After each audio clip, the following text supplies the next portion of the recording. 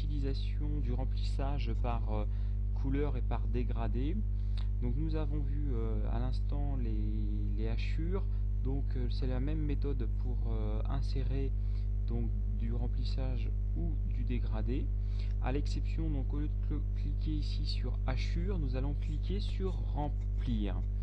Ici remplir, nous avons la possibilité soit de remplir par une couleur, soit par deux couleurs. Donc nous allons pour le dégradé choisir deux couleurs. Et ici sur les petites pastilles, ici nous allons choisir par exemple un turquoise comme ceci. Et nous allons choisir ici par exemple un... Voilà, très bien. Hop, ça va nous faire un dégradé de couleur assez sympathique. Nous avons donc choisi créer notre dégradé. Entre parenthèses, nous avons la possibilité donc de choisir une couleur, par exemple ici dont nous connaîtrions les références donc RVB. Donc nous avons la possibilité ici de les saisir à la main. On peut également dans ces données ici, pour faire évoluer notre couleur, manuellement le saisir.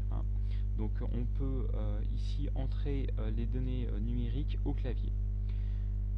Une fois que nous avons choisi notre remplissage donc avec deux couleurs de coloris, on peut choisir également un angle donc d'application. Si par exemple nous voulons 60 degrés, 45 degrés par exemple, qui nous permet d'avoir un dégradé un petit peu plus fin et un petit peu appliqué dans un autre sens. Ça peut être pratique par exemple sur des couleurs un peu moins flash que celle-ci, mais du blanc et du bleu ciel, pour matérialiser par exemple des vitres, notamment sur des bâtiments. Quand on fait des plans d'élévation, ça peut être utile. Donc nous avons ici la possibilité soit de choisir les entités, soit de choisir des points. Nous allons choisir dans un premier temps des points. Donc on va remplir par exemple ici cette zone ici, et nous allons faire entrée. Prévisualisation, nous avons le dégradé qui a été appliqué ici sur cette zone. Si nous faisons échappe et que nous validons, DriveSite plaque le dégradé dans cette zone ici. Alors, comme ceci, voilà, pour choisir et sélectionner le dégradé, nous le faisons par sélection, et vous voyez qu'il y a une poignée bleue ici, le dégradé étant une entité indépendante du rectangle que nous avions préalable, ce qui fait qu'on peut le supprimer à tout moment et conserver notre forme d'origine.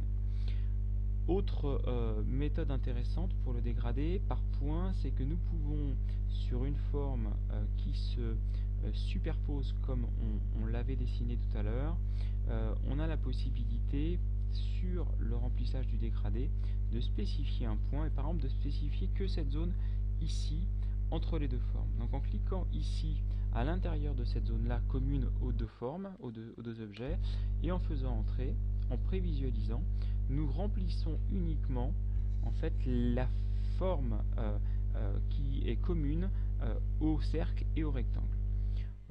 Voilà qui permet en fait de faire vraiment des choses intéressantes. Pour valider la position de la hachure, il suffit de faire entrer. Si nous voulons modifier notre hachure, on double-clique dessus, et on peut comme ça éventuellement même la déplacer sans modifier la forme d'origine, puisque je rappelle c'est une forme indépendante. Voilà un petit peu pour ces éléments. On peut la supprimer. Moi je vous donne rendez-vous pour un autre chapitre de DriveSite un petit peu plus tard. À bientôt.